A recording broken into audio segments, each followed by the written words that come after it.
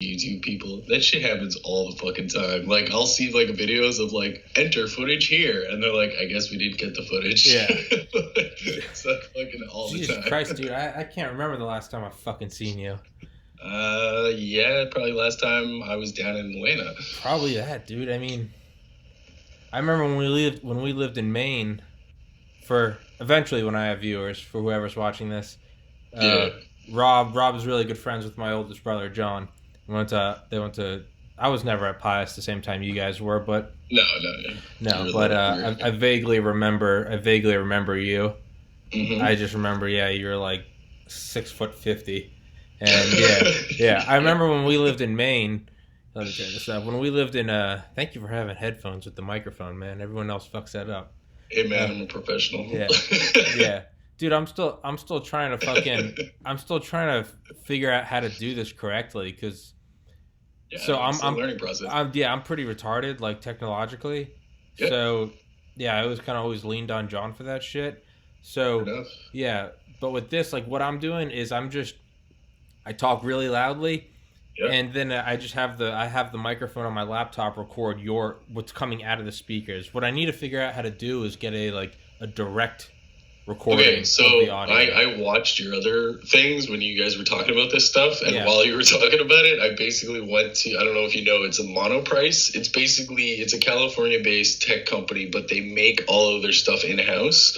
So it's like, it's not like the bomb shit, but it's like, it's workable. I've had HDMI cables from them for fucking 10 years now, and they're still kicking around, right? So I put together like a little package, cost about $163, and that's in Canadian, so it might be even less, but it gets you like a mic, it gets you like a pop thing so that you're not fucking spitting into your mic, a mixer, all the shit you need just to get like yourself off the ground. Oh, nice. You can scrape that money together. I can send you the link. Yeah, no, I definitely can. And that shit gets to you so quickly now. I have a microphone from when I started a podcast like 2 years ago. We only ever did one episode. Okay. And but they have a package, but I was just like, fuck that shit. I'll just like mix and match the pieces. I've got a microphone. Okay. I think it's a good mic. I think it's pretty good. I just haven't set it up.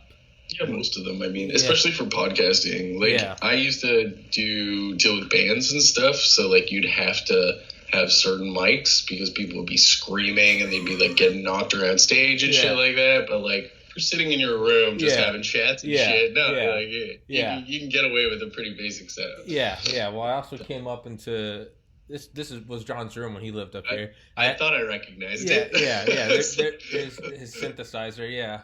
Like, I think I fired a couple fucking darts in that room.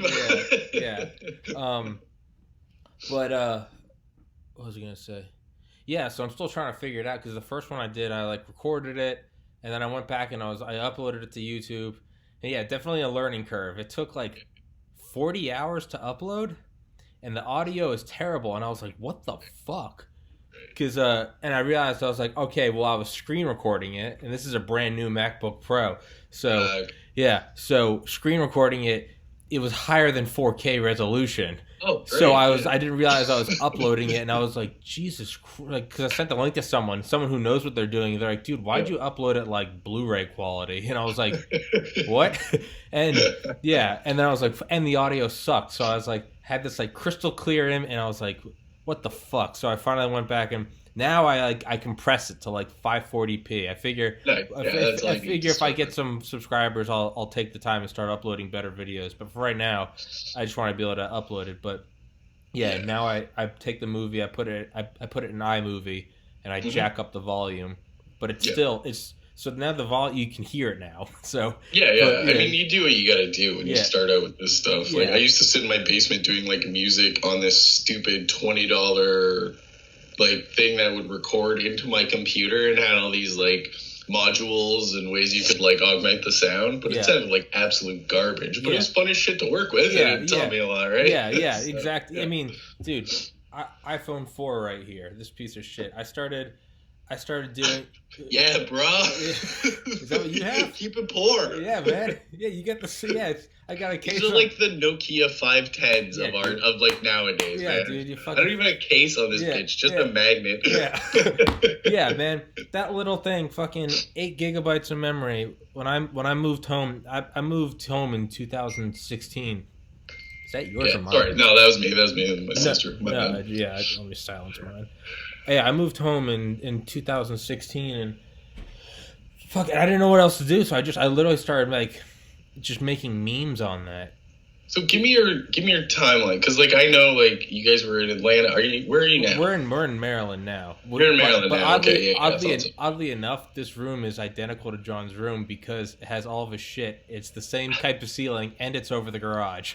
Yeah. So it's literally identical to the one in Georgia. I mean, it's literally. Yeah, like the way it's laid out. Like, here's a little bit. It's like literally all of John's shit. Yeah, and it has the same little like wall, that little short wall. Yeah, the little hideaway thing. Yeah, I'll use to hide alcohol in there. Yeah, so it's literally. That's crazy. I never really realized. Look into the bathroom and see you assholes in this. Yeah. I never realized till you said something. I was like, holy shit, this really is identical to that. Yeah, these are really similar. Yeah. Holy shit. But yeah, so I went to Valdosta, Georgia for my first 2 years. Okay. So I started college fall 2009. Valdosta is bumfuck. It's I'm familiar with it. Yeah. So I did that for 2 years. Transferred to UGA in fall 2011, and I got really, really obsessively serious about school. Okay.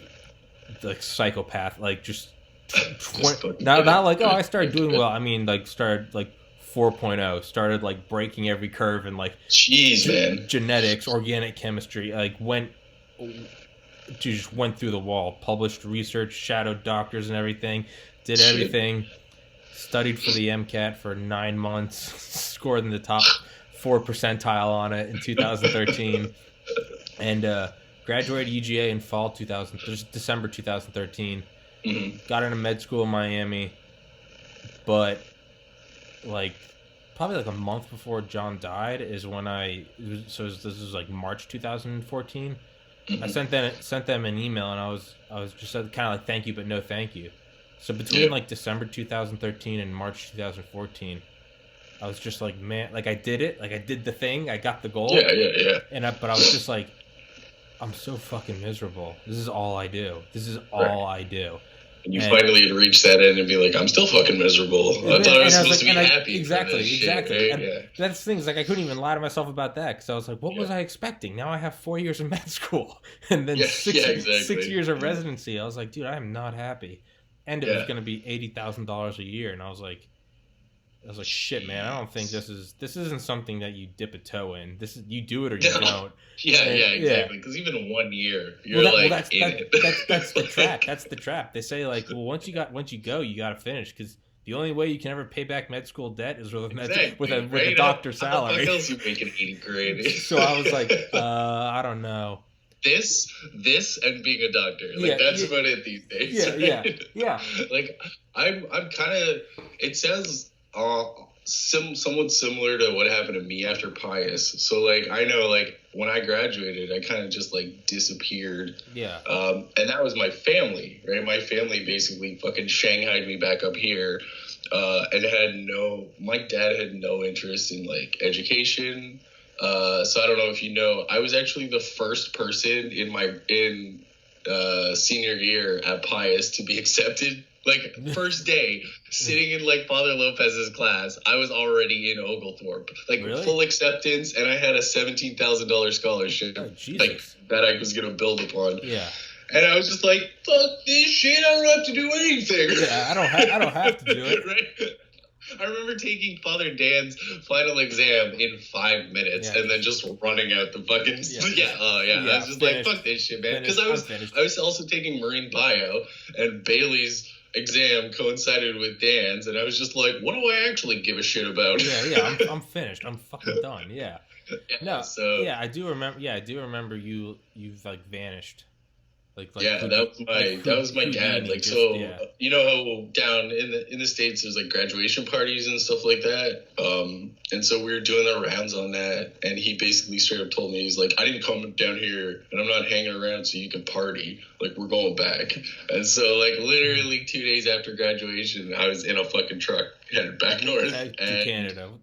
And like my fucking life just went off the rails again. Because like my family's they're good people, but they don't know what the fuck to do when it comes to like supporting people. Yeah. And like especially like someone like me who had a tumultuous childhood. Right? I never knew my parents together. My dad's on his third wife. My mom's single now, but has gone through 5 husbands. Like, just like fucking, they never gave really much of a shit about me other than how I made them look.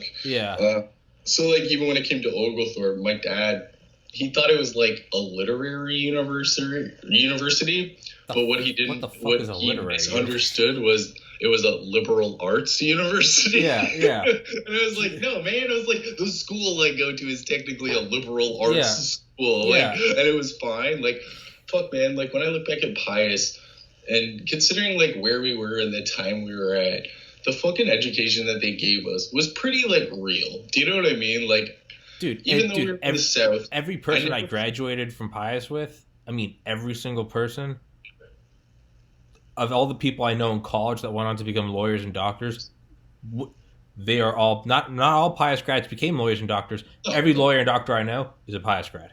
Yeah, I don't know. It's like they fucking instilled something in us where, like, because, like, I never felt like, so, for example, political divide, right? I wouldn't consider myself left, like, I wouldn't consider myself in any of the parties, even the fucking parties we got up here in Canada. I'm like, I don't know who I want to vote for. None of these assholes are doing what I want, right? So I've always kind of been like that. So Pies was a good place because it was small. You know, most people knew each other. I didn't feel like the high school dynamic was like, on one end all these people are getting shit on, and then at one end all these people are just like receiving accolades. Everybody had their strengths and weaknesses. And even with the teachers, like, so you were talking about your history thing and like on another episode, and that reminded me of, like, do you remember Pinnabel? Did you have? So like, so that's the kind of guy that like is super like typical Southern conservative, like fucking like football coach, right? But at the same time, he's like, if you did something, and even if it wasn't in the way he liked it or felt was correct in his view, as long as you put the fucking work in and you saw some effort, he didn't give a shit, right? And that's what I think they instilled in us, is not so much just like do what you're told, but like if you're gonna fucking do something, do it properly and do it right. Do it respectfully. They taught you. They didn't teach you what to think. They taught you how to think. Right. Yeah. And like when I got in trouble at Pius, it wasn't because I was like a fucking, you know, asking stupid questions or whatever. It's because I was doing stupid shit, like pretend to kill myself in Miss Hoarder's class, right? Like that kind of shit, right? That's the kind of, I was like a clown, but like it always had to kind of take it too far when I was in high school. No, dude, it's, I mean, I remember writing like papers about like you know, so like an edgy teenager like just became like atheist, like, and I remember like writing like defiantly about that, and I remember like Father Dan and Father Lopez like grading it normally, like I'd get off for grammar. Yeah, remember when Father Lopez used to pull his collar out when we couldn't answer, like, a question or shit? Like, it was never, like, we didn't get beaten for not knowing, like, religion or shit. You know? Well, not only that, they also, that was their life calling, was being a priest. And they never were like, atheism's wrong. They just, to me, they were just like, you know, it was still like, all right, but you should still be good to people. Right. So and like that's the thing. Like I was raised in a very Eastern European Catholic family, so I don't think I ever told you or John or anybody. But when I was going to the South, my grandmother, like tiny gnarled European woman, was just like, Robert, they're not Christian down there. Like, she's just like totally like, I don't know what the fuck they're doing. They say Jesus, but I don't know who it is. And like, and then so I was like, okay, holy water. Like, And then I get down to the like south, like not the like world that I think we lived in, but like you know what I'm talking about, right? You're like, holy shit, Yeah, fucking Jesus land, man. Yeah, dude. And it's like it's not the Jesus I know, but like I respect it, I get it. Yeah. But at Pius, that was kind of like made sense to me because it was a Catholic school. They dealt with religion and Jesus in the way that I understood it. Yeah. Than as a like fucking beat stick. Like in my mind, Jesus is just like a badass fucking rebel who was like, "Fuck you, Romans! Fuck you! Stop fucking with my people! Like you fucking greedy cunts!" Like that's who he was. Like you can take all that God stuff, whatever, deal with it what you want, but the core belief is that like, yo, leave my people alone. Let them fucking live their lives. Let them do their shit. Don't fucking rob them. Don't persecute them. That was it. Yeah. No, it's. I feel man. When I got down to Valdosta, Jesus Christ, man, that was walking into a time capsule. Oh, I'm sure. From like 1865. Yeah, man. Dude, literally every day on campus you'd see those people marching around, just, they'd see a girl in a skirt and be like, whore! Like, like whore, salacious whore! And I'd just be like, dog, it's Monday. It's 8 a.m., man. It's 8 a.m. Run home and furiously masturbate over it, right? Exactly, seriously. It's like, dude, you're the guy. It's like, do you know the comedian Bill Hicks? Of course. Yeah. He was like, man, I got a feeling he was like the people that are most.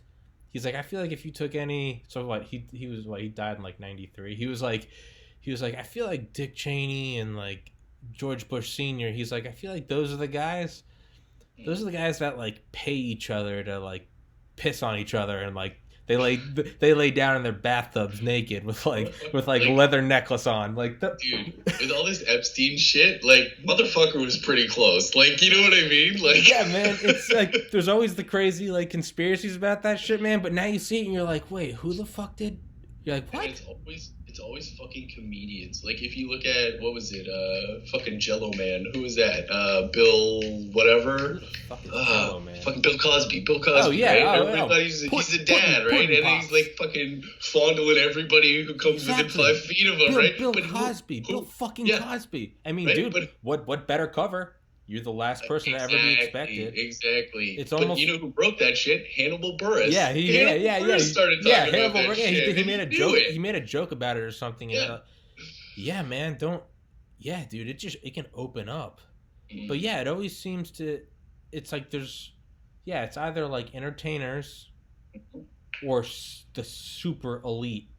Political people with power, people who have people yes men and shit like that around them, right? I think like it's pretty much a prerequisite to be a politician. Like you have to have a sex scandal, but I don't think they're not always bad. It's just like, all right, yeah, dude's a horn dog. What are you cheating on his wife? That's not good, but I mean, it's not right? illegal. Like whatever.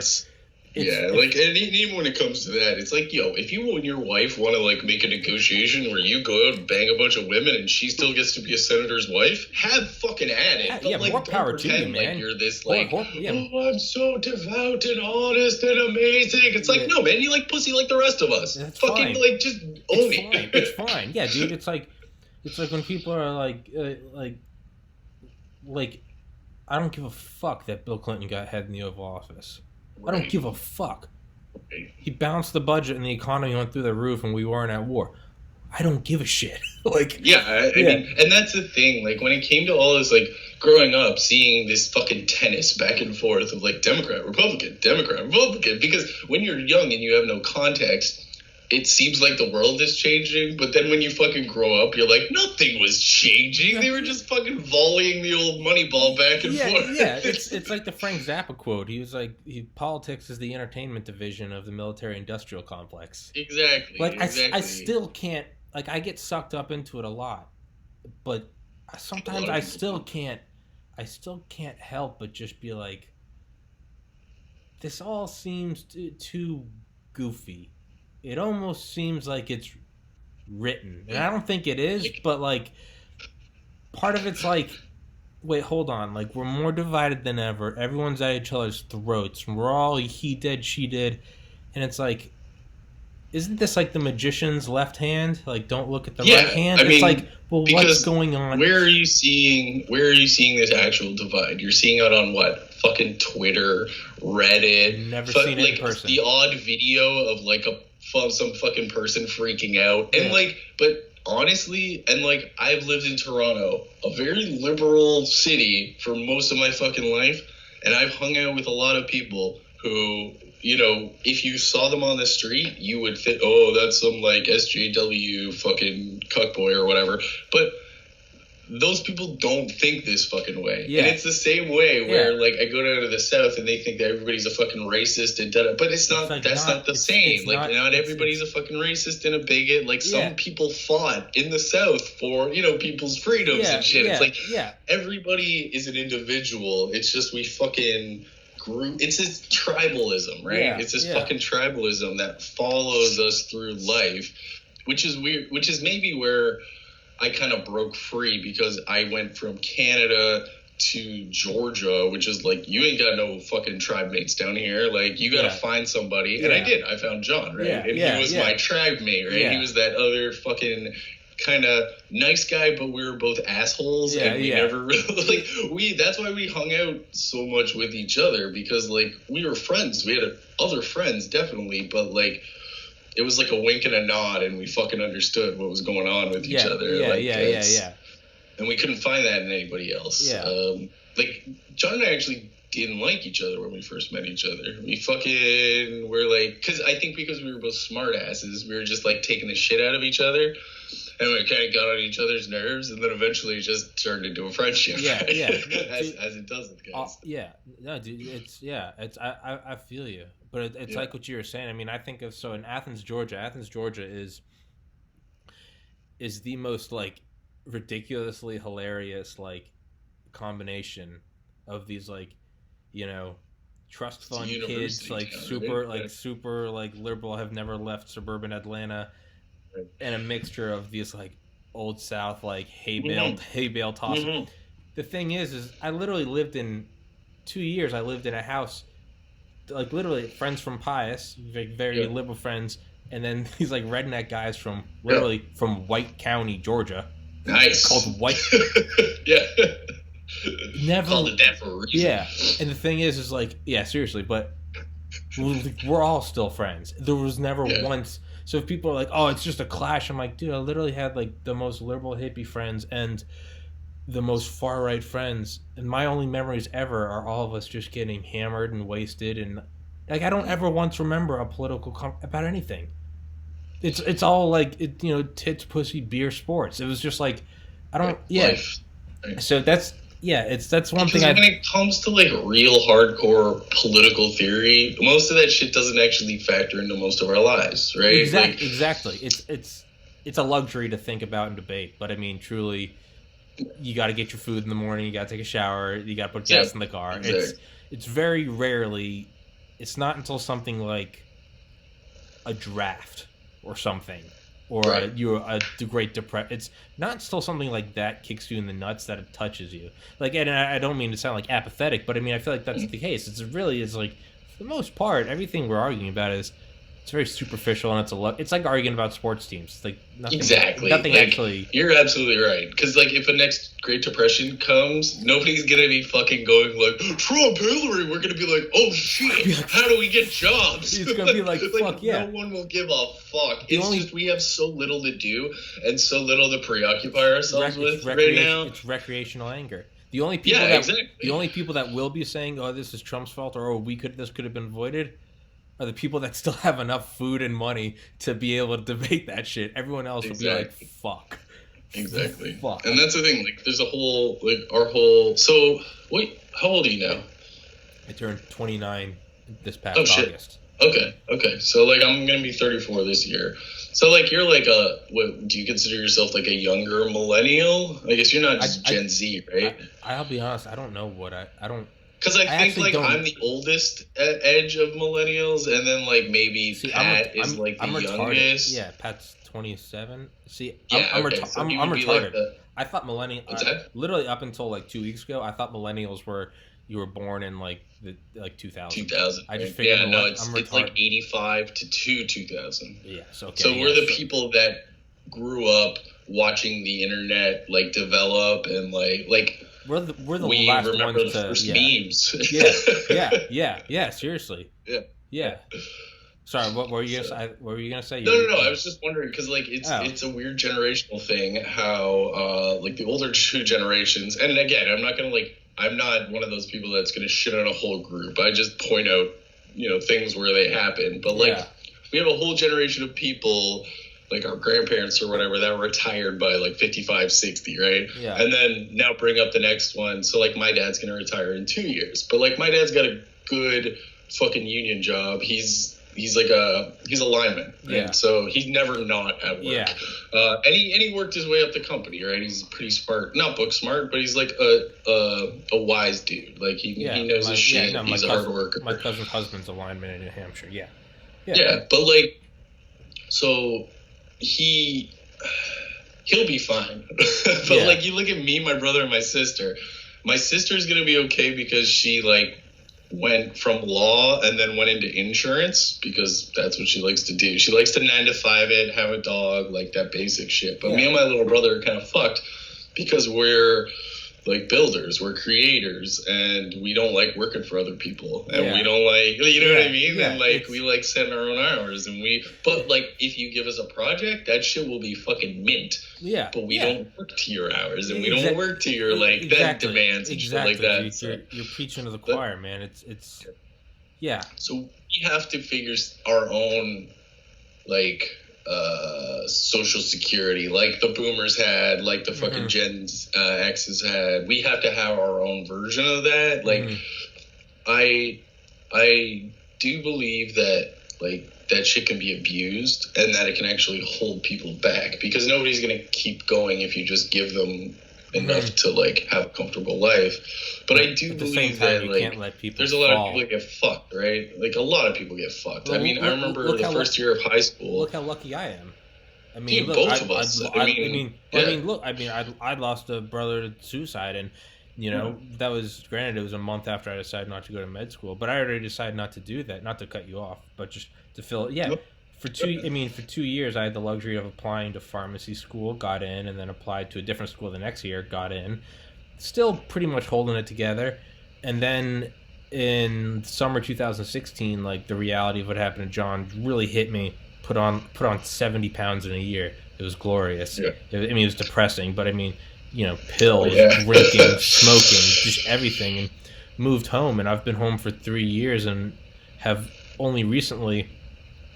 So the iPhone 4 fucking was doing Photoshop on that for 2 years, and then finally last year my dad got me an iPad Pro, and I've again taught myself everything to the point where like I can now design very, very well. And now I'm in online school. But this entire time I've been seeing a therapist. I've had top-notch medical care.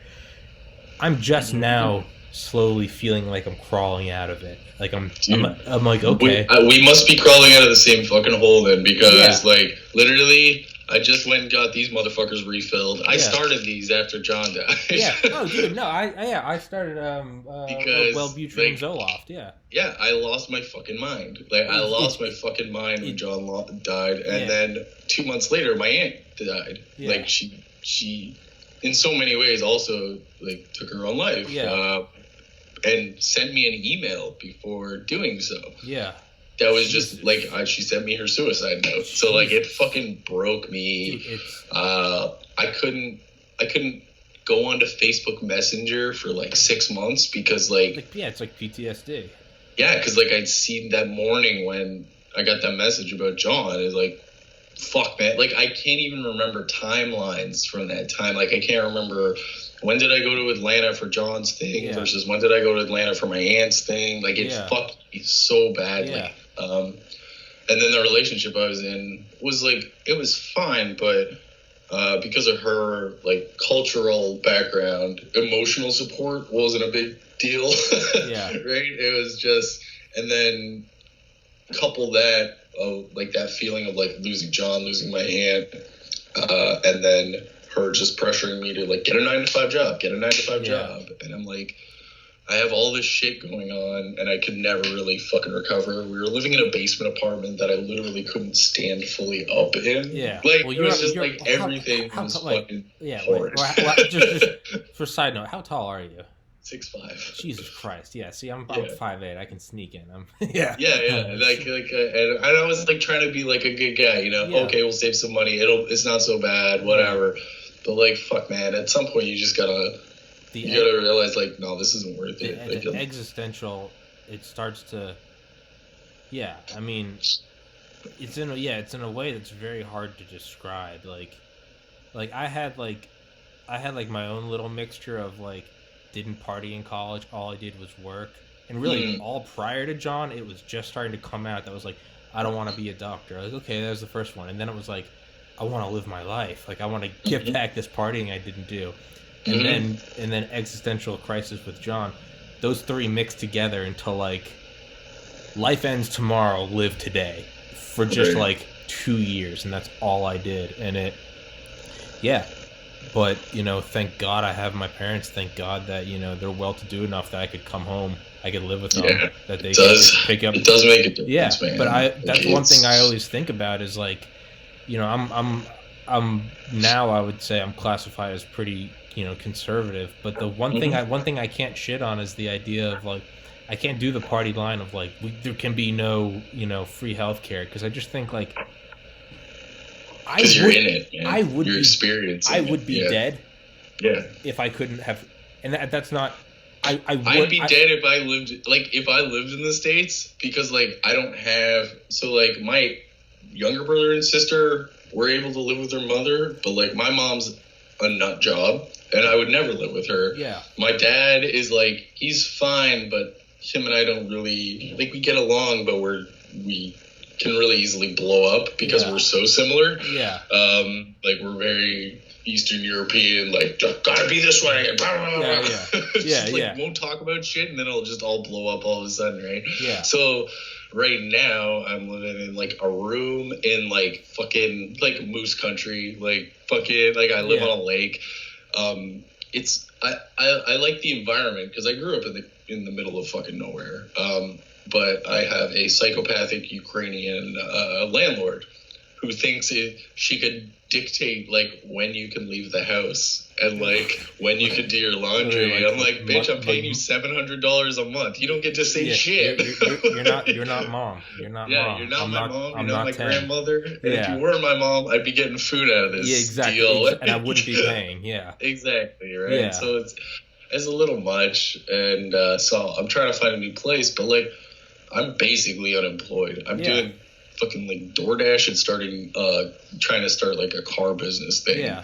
I had some like masonry work I was doing, but it was just for a small crew. I was just covering while the main guy's son was going through chemo, but now it's winter, so everything's slowed down, so the suns came back up, so that's kind of dried up. But ultimately what I'm trying to get is like bodywork certification. Yeah. Just work on cars, and then ultimately I'd like to start my own shop, like an art car shop, not just like oil changes and shit, but like I want to have a brand. I want to be able to like when you showed me that shit, some of the things you've been doing, like I legitimately look at those and try to size them and think about them like, could this go on a quarter panel? Could this go on a door? Could this go on a hood? Dude, I'd fucking make whatever the fuck you want. Pardon? I said I'd make whatever you want. You happy? Yeah. I like, and that's, I think,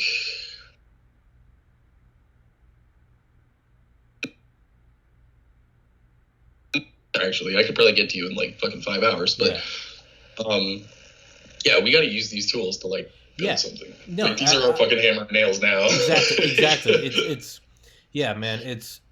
That's I mean, I've been doing random minimum wage jobs like every summer since like I finished college, and and you finish and you're no better off than when you fucking started. Exactly. And it's, I mean, there's always like a slight like ego kick because it was like I had like a girlfriend that went down, that went south, but that's something that I don't hold against her at all. She got dealt as shitty as a hand as I did by losing John. It's like it takes two to tango, and nobody's ever fucking like even in my relationship. Yeah, it's like I fucked up too. Yeah, you know, it's like I don't. You know, because the reality is if I was still 23 and I wasn't the one that lost a sibling, and I had everything in front of me, and then the person I just started dating 2 months prior lost a sibling, and they went downhill I can't. Yeah, I would like to say I would be there, but the reality is like, how do I not know? I'd get a year into that and be like, I can't help you. So like, I don't hold it against her. But so point being, yeah, man, you look back like, fuck, I was gonna be a doctor. I was in perfect shape. Like I was gonna be a marine biologist. Yeah. Like Bailey set it up for me to go to the Great Barrier Reef the following summer. Yeah, like, but you know, and now it's gone. Yeah. Now I don't get to see the fucker. Yeah. But yeah, man, whenever I start to think about like I could have been a doctor. So like I was telling you, like yesterday and today and the day before, I had to do like some final paper. I'm doing online graphic design courses. Yep. Just so happened to be taking 2 courses that aren't it was all like theory and shit, no designing. Just writing 2 papers for 2 days about something that I didn't like doing. Like, I felt like I was, like, selling my soul to the devil. I was just like, I hate doing this. What am I doing? And then these past 2 days have been the biggest reminder of, like, that's what I felt every day getting into med school. And I was like, that's why I don't regret what I'm doing. Like, I'm just designing. If you're feeling that, like, other people must be fucking feeling that too. You know what I mean? We must be living in a fucking world of people just somehow enduring this bullshit feeling. But that's the thing is no one wants to be the first to admit. It's almost like by not admitting it, it's not as real. Well, it's like the first guy who stops running and suicides, right? It's like nobody wants to be that motherfucker. You just want to suffer and suffer and suffer because everybody's suffering. So it's a weird, in a weird way, it's the pure human spirit to actually want to help and want to like band together. Yeah. But it's like in such a weird fucking like not helpful way. To any of us. Yeah, dude. I always look back and I remember I ate like an edible and I was like, shoot, it was earlier this year and it was like March and I remember I was just high off my tits laying in bed. It was an accident. I thought it was CBD. So I was just like, but I was laying there and I remember thinking like this still hasn't, this quote unquote, this whole trying to design and make a living doing what I like still hasn't worked yet, but I know it's going to. And I've had friends tell me in like drunken moments like, man, I wish I had the balls to, just quit everything and go pursue it and like have to move home. Like, and I think like what gave me the balls to do it? And then I had this image of like football, like an offensive lineman doing like a block, knocking someone the fuck out so you can go get a touchdown. And in my mind, I thought John's suicide was like the offensive block of the century. I was running one way, and I was not going to get happiness that way because I was going towards med school. And I just think like John lowered his shoulders and knocked the motherfucker out. That being that fear, because once you have that existential crisis of losing someone, the fear of doing something that's maybe not cookie cutter, you no longer give a fuck. You're like, whatever. You don't give a shit about yourself. You've lost one of the most important things in your life. Exactly. You're like, what? I don't give a shit. It is no longer the worst fear. And man, that's so what you're saying. Like, we must live in a world of everyone in this. Like, so I think so, and I think that I'll say, lucky enough to have John's suicide literally jolt me the fuck awake and be like, wait, what am I doing? What the fuck am I doing? Like, right, because that's like all intent. Like, if you didn't know John and what he went through, to see him from the outside, you wouldn't have fucking like like the guy was on the way to be like a rocket scientist and shit. It was doing the craziest, coolest shit in the summer times. Like dating Dawn, like I know. You're like, oh, that guy's hitting. You're like, oh, that guy's fucking hitting a triple. Like, he's just he's got everything. He's got his ducks in a row. Like, man, that's Hold on. Keep talking. My bladder's about to explode. Yeah. No worries. I'll fill some people in. I'll give some background. Okay. So So I remember last I remember of Tommy was like me and John playing PlayStation 2, probably like Grand Theft Auto with his like mom out of the house. And Tom's buff now, but when Tom was young, he was like super scrawny and had this like scraggly hair, and he was just like the biggest fucking troll. Like anytime John and I were hanging out, Pat would always be the nice one who just wanted to hang out and be seen. Charlie was just like stoic and in the corner lifting weights, and Tom was just shitting on everything you did constantly. So if there's anybody out there who could be a voice of shitting on everything in general, it's definitely going to be Tommy Kerrigan.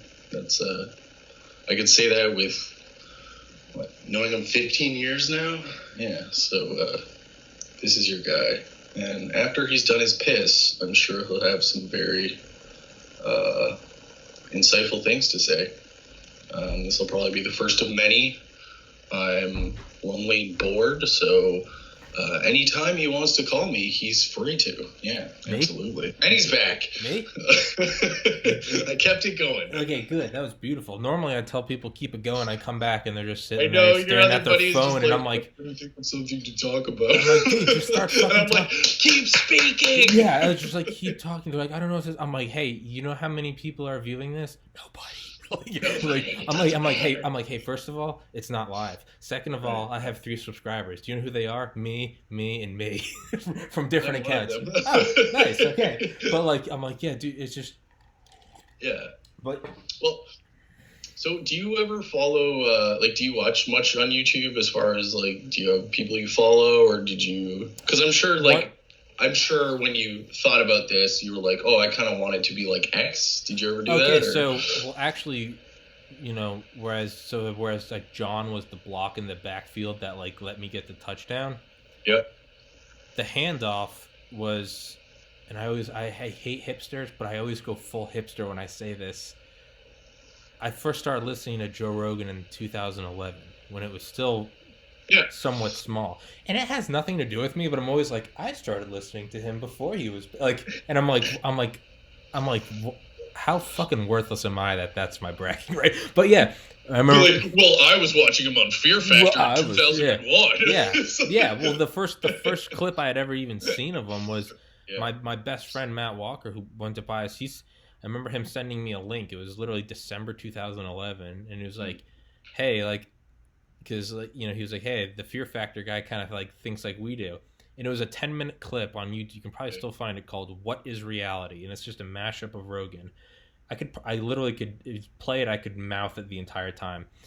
But it's just him going on and on about like, really just like, you know, what the fuck is this life? What are we doing? If you're not kind and happy to if you're not nice to other people, like, you're going to be a piece of shit. And it's so simple. But I remember that was the first thing that started to sort of jog me out of like pre-med, because I was like, here's a dude that's like, he's saying all this stuff, but he's also living it, and he's wildly successful. And I was like, and so literally, I mean, like fucking like Cold War propaganda, how we'd create like Radio America and Radio Europe and like Soviet bloc nations in the 70s to sort of disseminate, like, literally, like, Rogan started cracking away at like my psyche of like, I want to be a doctor, I want to have a Mercedes, I want to live in a country club. And that was always, for 3 years, that just chipped away at me. And then I stopped listening to him for like the last 3 years. But as it's, I mean, you can't ignore him now. It's like, holy shit, this guy is, he's the biggest voice ever. I actually like what he's become, because, okay, so like, I find I've followed Joe Rogan forever too, because I find I love the fact that he has just everybody on, and he doesn't just like keep to like a little group of people. And like, he's like, hey, you want to fucking talk to me? Okay, come talk to me. Like, whether he agrees with them or not doesn't usually matter. He'll have on someone of a certain specialty, and they won't even touch the subject. He'll be like, this guy's a marine biologist, and they'll talk about skateboarding like, the entire time. Like, I have a lot of respect for somebody who can even though it might not line up with his views, can take a professional or somebody who does that thing and sit there and listen to them and listen to what they actually have to fucking say without like all this like bullshit. And, you know what I mean, right? Yeah. It's because he's had the Voltaire he's had quote. Fucking everybody on. He's had like the alt-right. He's had feminine. Like he's had them all, right? And he just sits there and listens to them. He's had. Yeah. He has on in red, white, blue, rah Navy SEALs, and then he'll have Bernie Sanders the next day. Exactly. Like you can't see. I wouldn't even say I'd be like some pussy hat girl or whatever. Well, yeah. Like to some me, blue-haired, Sanders is my center. I don't know about like you know what I mean. Well, like, to me, he's like center because it's like no shit. People need fucking education and fucking healthcare. Like how else are we gonna make this shit work? You're not in America, boy. Like I guess, but it's like Ontario is definitely a conservative province in Canada. Like we've had probably the biggest conservative governments over the past 50 years, let's say. But like since the 90s, this province has just gotten dumber and fucking poorer. And like the Liberals haven't helped at all, right?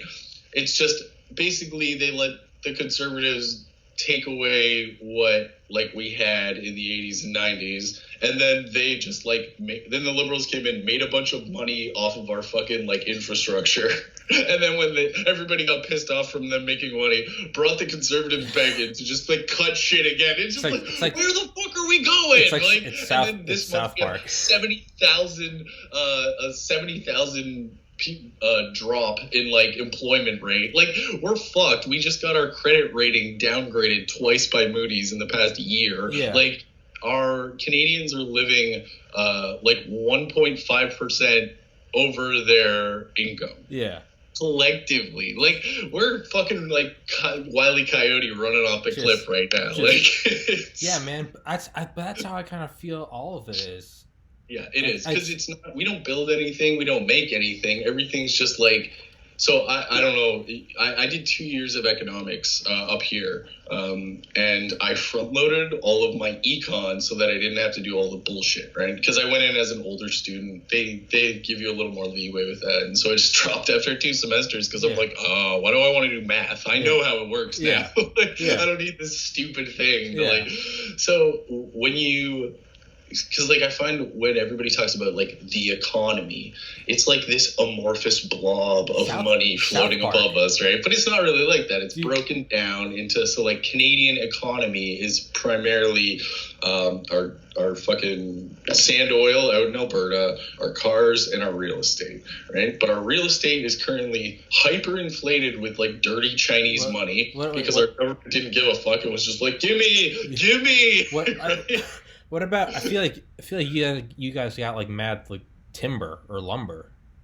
Yeah, well, like that's all we are. We're like the fridge, right? We just got a bunch of shit. We don't make anything. It's just like it's in the fridge. But the thing is, like, I want to be a country that makes stuff. I mean, we're the fucking country that made the DeLorean. We're the country that made like the Avro Air, which turned into the F-14, right? And Canadians make shit, and then we give it to you guys to like finish off.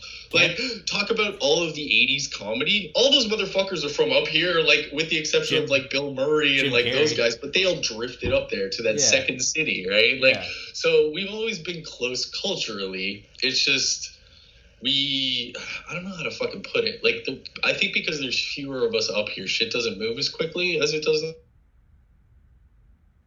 because you don't have the massive amount of cash flow or income. But there's money up here. Like, to say that, like, I live into some fucking, like, it's so socialist and everybody's poor. It's like my great uncle has a $15 million house on 240 acres. My dad lives on 98 acres in a house he built himself, and he has a barn that he turned into his fucking car shop because he could, and now has a 1956 F-150 and a 1966 Mustang, and those are just like this year's projects. Like, the guy clears $300,000 a year. He's gonna be retiring in 2 years, and he's in a union. Like, he makes fucking mad bank. He's had an F-250 for the last 15 years that he didn't have to pay for because it was a work truck, right? Jesus. So, like, this idea that like I live in some socialist hellscape is like complete bullshit, right? Yeah. You go downtown Toronto, you will see more fucking Ferraris and Lamborghinis than you have fingers. Yeah. It's like New York up here, like in Toronto, right? Yeah, yeah. It's a combination of New York and LA because we only got one. Yeah, and Vancouver's full of like heroin addicts, so it's like legit. When John came up here, it blew his mind. Like the amount of beautiful women. He had this like fake ticker that he would just press click every time. He would just say click every time he saw like an attractive woman. He's like, dude, I can't even fucking keep count anymore. I was like, I know.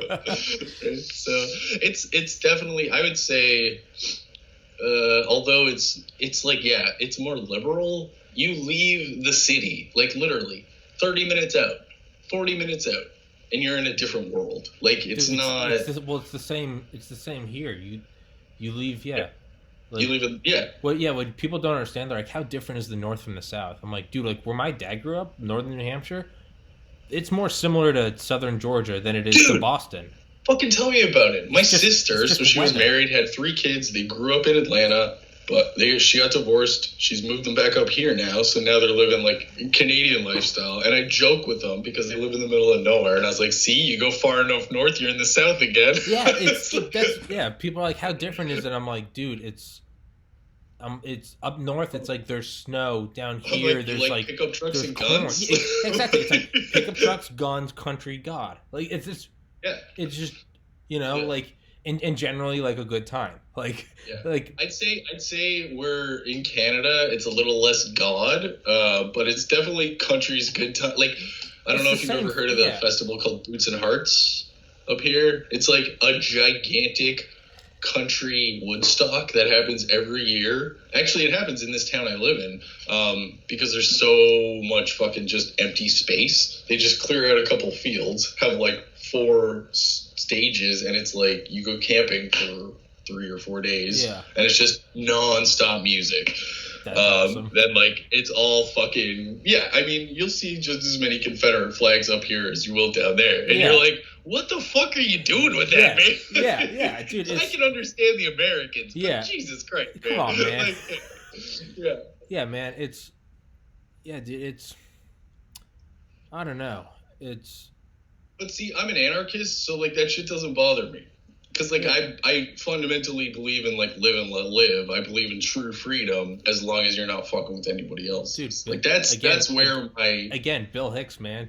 What was it? What does it matter? What does it matter to you? Like who I fuck, what drugs I put in my body, what I say, and like what I do on weekends. I'll tell you what it is. It's none of your business. So take that to the bank, cash it, and take a vacation out of my fucking life. Yeah, it's very simple. Exactly. And that's why it was so hard for me to even sometimes fit in Toronto with certain groups, because like I was a punk and like into hardcore music and shit, and that brings like a certain group. But I listen to like, so I listen to this group. I don't know if you ever know Against Me. So this is like a punk band that's been around since like I think late 90s or whatever.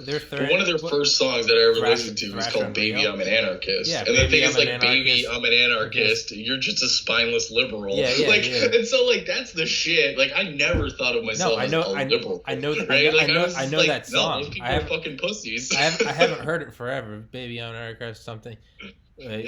You fought for freedom. No, I fought for freedom. You fought for the state. For a Molotov cocktail, something. No, I remember their song "Thrash Unreal." That was their huge song. That was a good one. Yeah, but like even watching that, so like they ended up being trans or whatever. But again, like you listen to the old songs and you're like, oh yeah, you were talking about fucking being a woman and shit, like way back when. I was like, okay, like I'll follow that. Like again, I can respect somebody who just like low key does their thing in art or whatever, but like fuck Caitlyn Jenner. Do you know what I mean? Like, do you understand my feeling on this? No, I do entirely. It's like everyone's like, why does everyone think she's a bad person? I'm like, because didn't she fucking kill someone with a car? That's why you're a bad person. Because she was a bad person before she was a she. I don't give a shit. Like, exactly. Or conversely, like you just don't care if so and so's. I'm like, I don't care if so and so's gay, man. That They make a hell of a living and they're cool. Like I don't give a shit. Like, yo, when I was young and like first got to Toronto, the only person I really knew there was my aunt's old gay friend who cut hair in the gay town, right? yeah. And who the fuck else are you gonna go to when you know nobody? So I'm like, hey James, what's up? Give me a haircut, make me look good. I want to go like pick up some chicks. Dude had like fucking people ready to take me out. Because, like, if you want to get laid, you go out with a bunch of fucking gay guys as the straight guy. Right? Because, like, every chick knows what's up. And if you're comfortable with a bunch of gay dudes, it, like, elevates you. Because that's all that women look for. They're looking for confidence. They're looking for a guy who, like, isn't fucking full of himself and just like, I'm not gay, blah. Like that shit closes pussy quicker than anything. You fucking hear the zipper go up.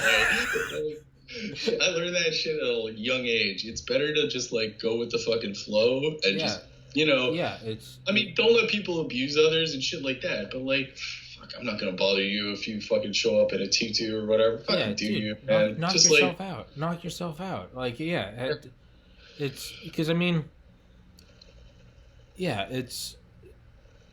Yeah, I think we're just saying the same thing. We're gonna beat that horse, but hey, to do a complete 180. We're back to what you're saying. What were you saying about cars and shit and like artwork and stuff? Because like what I do up until like 2 months ago, I would literally like I wouldn't design I would just take a square, little dimensions of square 1:1, 8192 by 8192 pixels, and I would just make whatever. Yeah. So like when you were saying like I wonder if I could fit this onto I can make shit to like recently I've been trying to design snowboards. So everything so everything I've been making is I've been incorporating those exact dimensions. Oh, okay. So I mean like if there's if you wanted to just make unique crazy shit, I could definitely like instead of just like you trying to fit something onto something, I could actually make something like for that, like built around this shape. Like yeah, I mean that's ultimately what I would like to get to. I mean, like my little brother he's got his license for CNC, so like he can do full CNC operations. But he's got no motivation. I don't know. He lives at home with my mom. What's CNC? I have to push him. But like, yo, let's not play Zelda today. Let's fucking let's figure some shit out. What's CNC? So it's basically metal cutting. So like, I have no idea. So I was like, no worries. It's just how you can make just like custom fabricated pieces. Yeah. So I like long term, not even that long, maybe within 5 to 6 years, I'd like to get a CNC machine. I'd like to get a heavy duty 3D printer. Because I want to start doing like interior custom stuff, like custom buttons, like everything. Like I want to work with somebody to make something that they want to keep for the rest of their lives. Yeah. Possibly after getting my body shop certification, I want to work on getting electrical drivetrain certification. So that if I ever find an old Tesla, I can fucking rip it apart and stick it into some other dope-ass car. You know what I mean? Like, I love doing stuff like that. I mean, that's all black magic to me. But, I mean...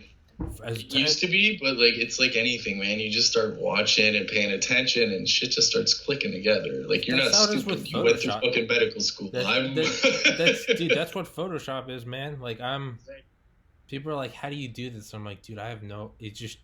Literally, I'm like, make memes long enough, and literally make memes. Just make funny memes, and eventually someone will go, "Hey, that's pretty good. Would you mind making?" And you realize you're like, "Oh, okay, like okay." But yeah, man, like I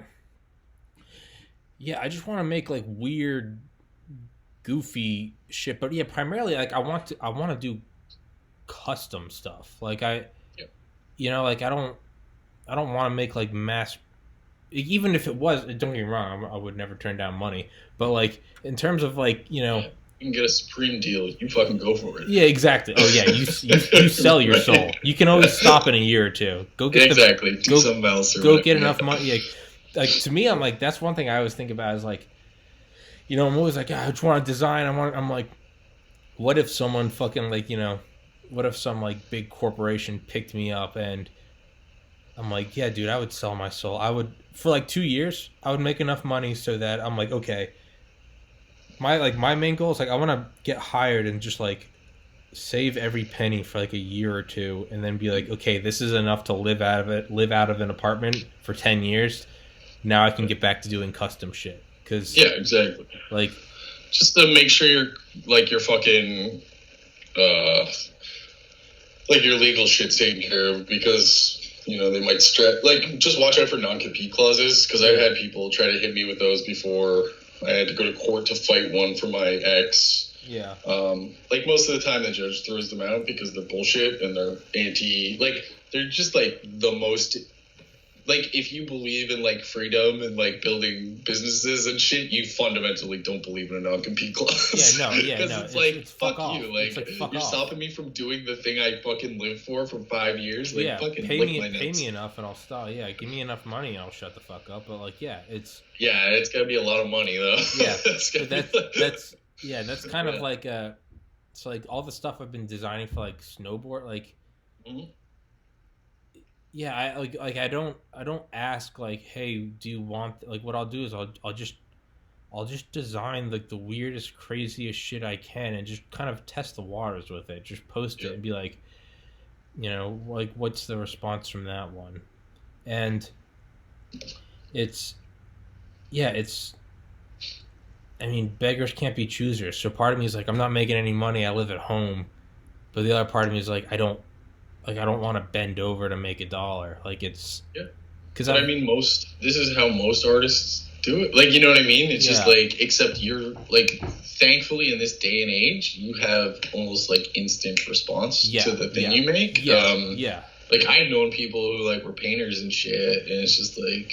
Yeah, sometimes they'd, like, maybe once a year or twice a year, they'd sell a painting for a couple grand and shit. But it's, like, it's hard. Yeah. It's so fucking hard. The guy and buddies making T-shirts that were making more money. Yeah. We for 1 year, for that 1 year that, like, Party Rock Anthem was out, we fucking jumped on that shit and started making these custom flip-up glasses that had, like, Party Rock, like vinyl across, right? So, like, we would just fucking go to, like, after hours and shit and be like... Yo, you got like a toonie, you got a 5, like whatever people had cash on hand, we'd fucking like throw them glasses and shit. And by the end of the night, the whole fucking party's got these stupid ass party rock glasses on, and we've made a couple $100. Yeah, it's like, sometimes you gotta. I learned a lot about hustling, running my music business, because.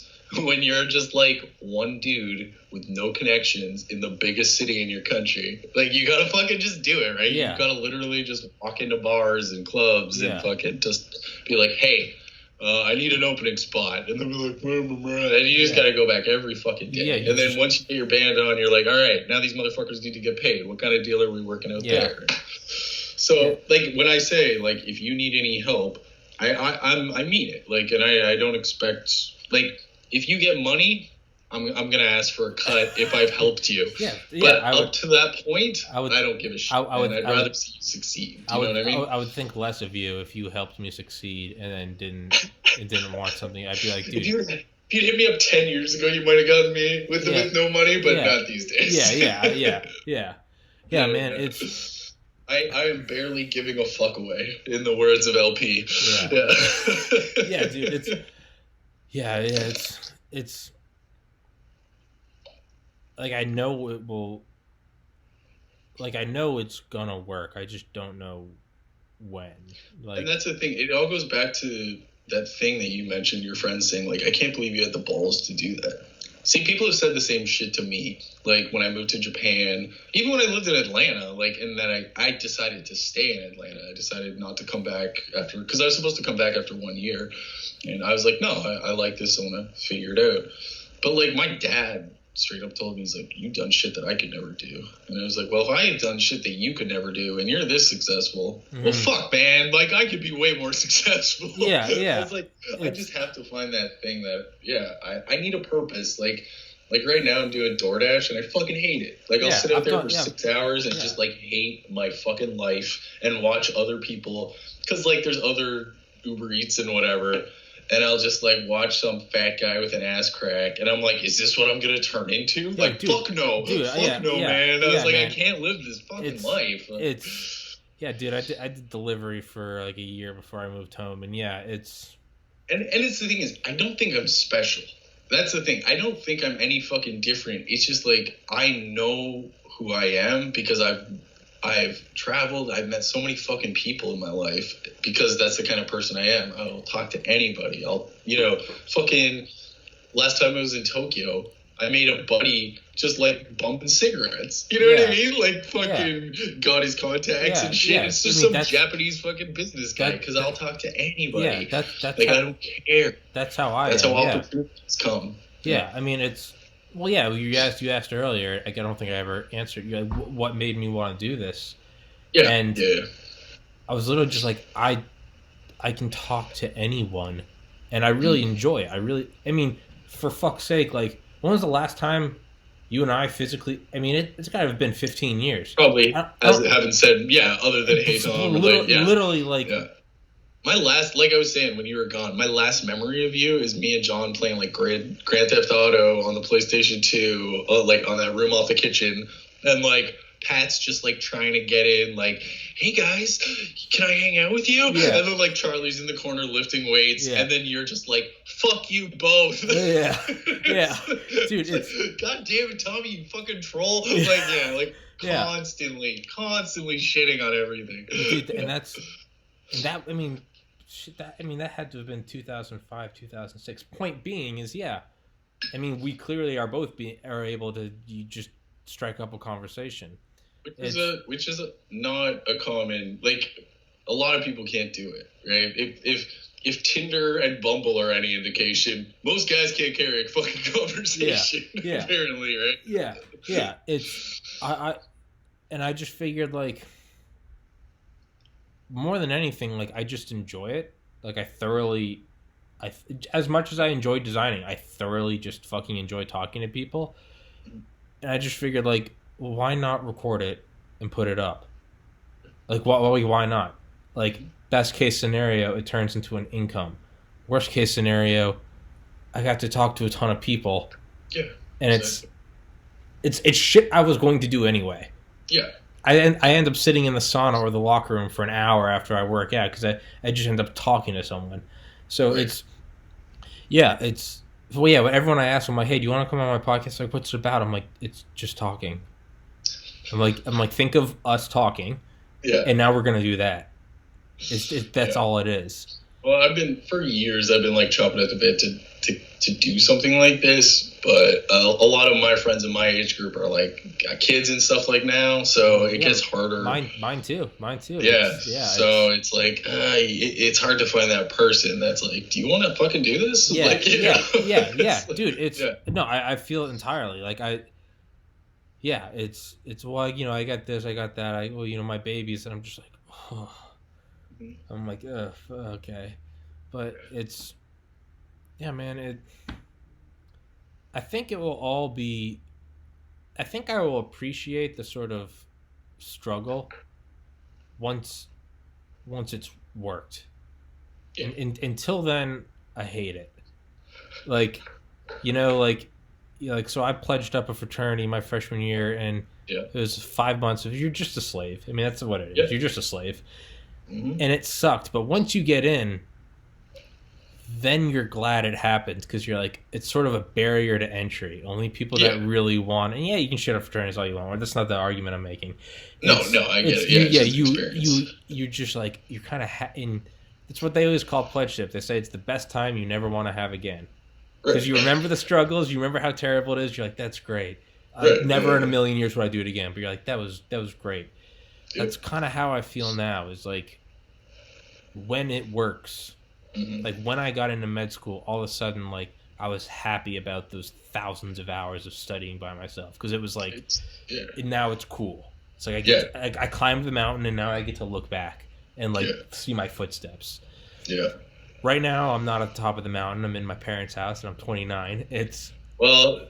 one thing there's a lot of fucking mountains in life. Like amount of the mountain range behind me right now, and I'm with you, right? I'm at the bottom of the fucking valley, and I got another fucking mountain to climb. And I'm just sitting there staring at it, like, this one's bigger than all the other ones, like, right? Yeah. But there is another side to it, like, so I don't know if you one YouTube channel I have followed like kind of in and out for years is Game Grumps. Are you familiar with them? No. Okay, so they've always done like Let's Plays, right? But the whole thing got started by like one dude who used to do these like voiceovers describing video games, right? And he would just like make a stupid character and like upload it just like you're doing here, but like audio, no video, just fucking audio. And then they started like taking off, and so he's like, okay, well, then people started animating them. Like, animating his words without even, like, he didn't ask anybody. Yeah. People just started fucking doing it. And then he's like, okay, well, this is something.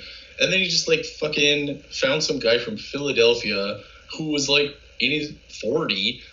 Like, you know what I mean? It's just, like, but somehow they're fucking, like, they just work together. Yeah. And they figured out the algorithm and shit, so they know, like, okay, no swearing for the first 5 minutes. Yeah. Then we'll tell all the 2 jokes about Dan. And, like, you know what I mean? Like, they don't give a fuck, but they know how to work it. Yeah. And I have a lot of respect for that. You know what I mean? And they do whatever the fuck they want. They just got their own little studio somewhere in California or wherever that they've all come together. It starts like this. That's all it is, though.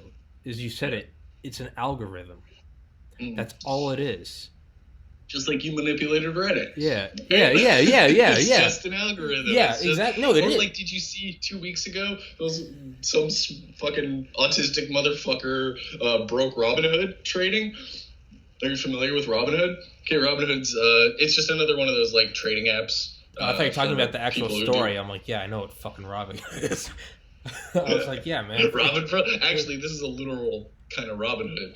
So it was, it's just a trading app, like a day trader app. But sometimes I'll follow the Wall Street trolls because they got some funny shit. Some motherfucker broke it and figured out how to make infinite money.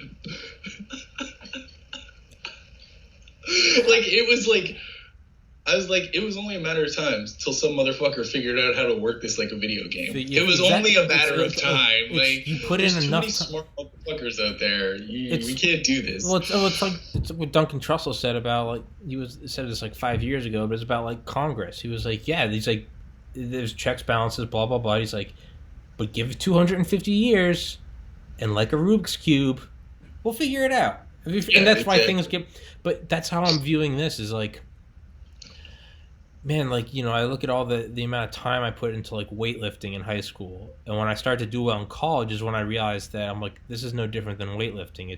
It's time and effort, but if you figure it out, boom, all of a sudden I went from being an idiot meathead to a 4.0 honor roll student in college. Right. And that's how I'm viewing this too, is like, for the first massive chunk of time, it just looks like chaos. What are you doing? You're designing, you're making memes, you're trying to do a podcast, you're making fictional whatever, but if you do it long enough, I think you figure out the algorithm. It's like, you figure out what people bite. That's like doing your reps, man. It's like, all this time I've spent like staying away from media, but still watching like how the economy, like the nitty gritty data aspects of it, like without an emotional attachment, has taught me a lot more than watching like Bloomberg television. You know what I mean?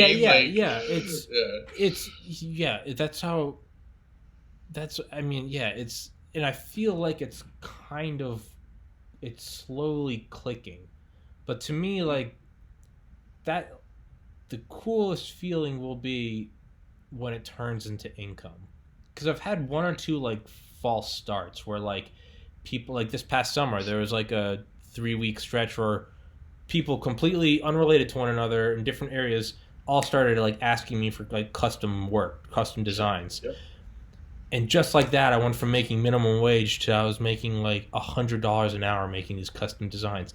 And for like 3 weeks it was like I'm on top of the world. Like, I figured it out. I finally, and then it kind of fizzled away. And it's happened like once or twice, but it's the best feeling in the world when it starts to turn from something you like to something you like that has real world like value. It's not just, oh, I do this. You're like, I can do this and I can pay for rent and I don't have to work at a fucking grocery store. Dude, I helped my ex go from like immigrant with no connection other than her partner in this country to running her own fucking cash business out of her apartment, like instilling in her the knowledge and the confidence that like you don't need some fucking bitch you're working under paying you like fucking garbage money, right? You could be doing this at home. And like now she's, oh dude, like we always had money issues, but it was like more in her head. But like we had no debt, we owned our vehicle, we would have like $5,000 in the bank and like $6,000 in cash, just like chilling, and we'd have no money. You know what I mean? Like that's like it was like fucking. She was so paranoid because she grew up kind of poor and like everything was always tight. Whereas I grew up more middle class and like, you know, it wasn't tight. We just like, if you wanted something, you got it. You just don't go crazy. You know, it's kind of like money wasn't like a focal point. My dad didn't give a shit. He was just like, yeah, whatever. So, but like, I know I'm capable of taking somebody, and she had the same thing, fits and starts, where she'd get like 3 or 4 clients one week, and then the next 2 weeks would be dry as fuck. Now she's like clearing $1,500 in cash a week, like easily, not even pushing herself, just with the rotation, right? Because she's built it up over what's been 4 years now, and everything was through Instagram. Nothing, like I think maybe she's done $30 worth of like Facebook advertising, but like we kept everything super low.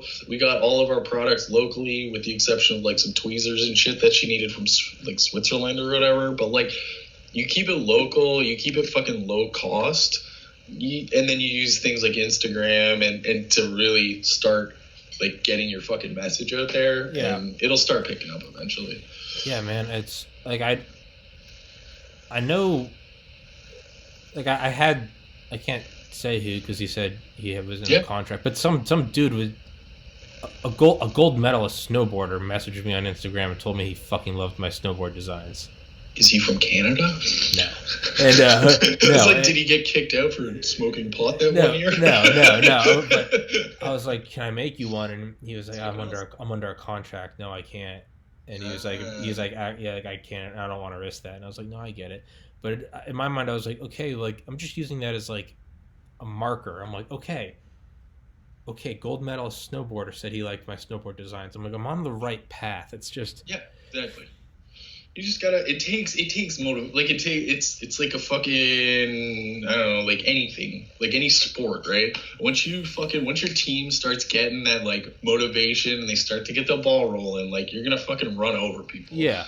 Like and it doesn't matter if you think, oh, maybe I'm not good enough. Like something is good enough for you to do this. Clearly, we're sitting here talking while millions of other people are not doing this and not building towards these kind of things. They're sitting at McDonald's or whatever going, oh fuck. I have $100 to my name right now, and like I'm thinking like trying to like scheme about how to pay rent next month, but I'd still rather fucking be here than some fucking counter. Yeah, it's like what Bill Hicks said. He's like, you know, if you're chasing your dream and you're in your early 30s and you're laying on a futon in your parents' attic and all your friends are married with jobs and houses and you're thinking, what am I doing? Why am I chasing my dream? Right. He goes, let me tell you something. Every single one of those guys who got married because they were comfortable, they got a job because it was convenient, they had kids because it was the next thing to do, and they're sleeping in a king-size bed in their own house, they're jacking off to the idea of living alone on a futon in their parents' attic going, why don't I just chase the dream? And that's how I view it. I'm like, if I did anything else, it would only be a matter of time before I'd be like, man, what would it be like if I just started chasing the dream again? And that's kind of how it is now. It's like, well, I did chase, like, my 20s after I came back from Japan. I was, like, all in there. I had a roster of 4 bands. Like, I had fucking bands opening for the Dead Kennedys and, like, well-known fucking Misfits and shit. Like, I had, like, for the amount of time I was doing it, the amount of, like, quality shows I got out of that fucking thing was amazing. But then my my partner in the business, who was also a lead singer, kind of just like went super depressed. The band broke up after a cross Canada tour, and it just kind of all fell to shit. You know what I mean? And then my ex came back to Canada, and then I think I probably just was like, didn't know what to do, and she messaged me, and I just jumped 2 feet back into that fucking like nothing life, and proceeded to pour all of my spirit into her, to like let her succeed. Yeah, comfort. It's very easy to especially I gotta piss. You got a mother like mine. Yeah, fuck. I gotta piss again, Rob. I'm sorry for. No, do it up. So yeah, for those wondering, my mother's will basically drop me for like, I don't know, anything. So my codependence issues are pretty high up there. Dealing with them though, yeah, because it's always a process, right? Because like I think everybody just wants to be taken care of in a certain way, right? Nobody wants to like have their ass wiped, but it's nice to have a dinner made for you once in a while, right? And reciprocate. I mean, fucking make a dinner back, but holy shit. Someone make me a fucking dinner. I just love going off into the unknown.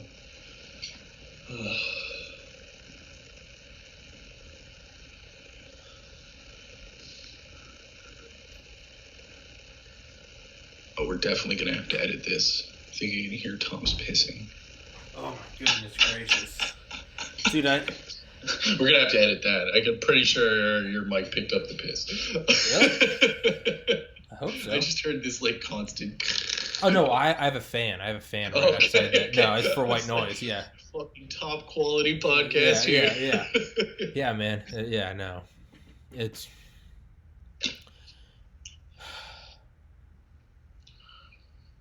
Yeah, it's what you're saying is it's the allure of not doing. Again, I always say this loosely because I'm not entirely sure what I'm doing. Like a podcast, custom designs, like I don't know what the fuck it's gonna be, so I just call it this. But the aside from living at home and not having a social life, or really living with your parents and being like, the fuck am I doing?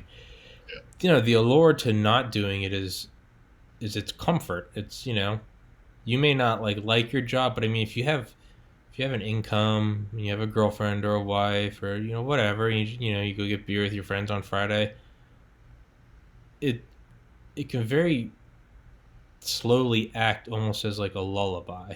It can just seep you into it, and it's comfortable, and it's I completely see. I don't shit on. It's not for me. I don't shit on people that do it. I'm like, dude, I get it. No. Like that's not where. It's just I know. No. I do it. Yeah. I'm putting a fucking gun in my mouth. Exactly, like you know what I mean? It's like exactly. That's I'm like, right? I know I will not survive. Yeah. So like I always think like, am I happy that like I've embarked on this thing, or do I wish that like I could numb it just enough to go on in that life? It's no, because the fucking sedative always ends at some point. You just don't know when it's going to end. Like life is long, and the thing is, we're so humans, right? We just like look at what's in front of us and what's like a couple weeks ahead, maybe, because that's usually all we can fathom. Yeah. You can try to think about like years and years and years, but you always think you always think you have it figured out. Exactly. But you look at yourself 1 year ago, you're like, look at that idiot. Right. As if the same thing isn't going to happen in a year. Exactly, right? Like it's like that fucking, Social Distortion song. It's like everybody does what they think's right. Like, it's like nobody fucking does things thinking like, I'm going to fuck this up. Like, yeah. it just happens. Yeah. Right? You seen that meme where it's like, cute girl, little out of my league, messages me on Instagram and, hey, I think you're funny. And it's like my brain. It's like, I'll jump into this, have a quick burst of puppy love, and then have my heart torn to shreds. Like, fuck it, let's go. Like, yeah. I'll do this one. Yeah. Yeah, or like Sam Kinison. He's like, it's like love, Just got out of divorce, but now new girls pay me attention, and love is like, come on, Sam, this one's it. I really like you. This is really. And, my heart's very cautious. Come on, Sam, I'm not gonna hurt you. I'm not gonna, and then it rips your fucking balls off, like, yeah, that Sam Kinison fucking scream. Yeah, but that's how it is. It's like I almost feel like I'm like, man, I could do med school, or I could be a physician's assistant, not live at home. What's all this design stuff doing for me anyway? It's I could have a job, I could have friends, I could get out of my parents' house. But I know, like, as soon as I crawl back into it, it's gonna be like dipping your balls in gasoline.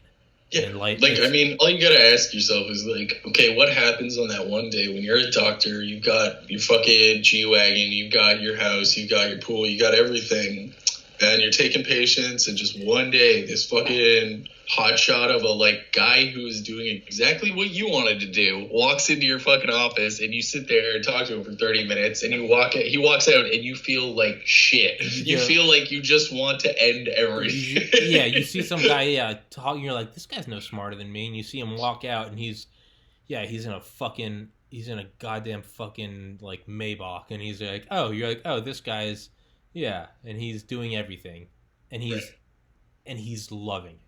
Right. Exactly. Forget the money. Script, or you can go into the doctor's office and tell the doctor, "Hey, I was going to be a doctor once," and he's like, "Wait, you were going to be a doctor? What do you do now? Podcasts." And like walk out the office. You know what I mean? Yeah. Like, That's the thing. Is like, dude, that's a fucking ballsy move, man. Dude, I got in a conversation the other day with an anesthesiologist in the sauna. Yeah. So some dude I was just literally didn't know him. Started chatting to him. And we started talking, and I was like, because that's what I wanted to do. I wanted to do anesthesiology. Yeah. And I was like, he was like, yeah, man. I was like, dude, I was like, I know how hard it is to get in. And I started talking to him. And he was looking at me. He was like, what do you do now?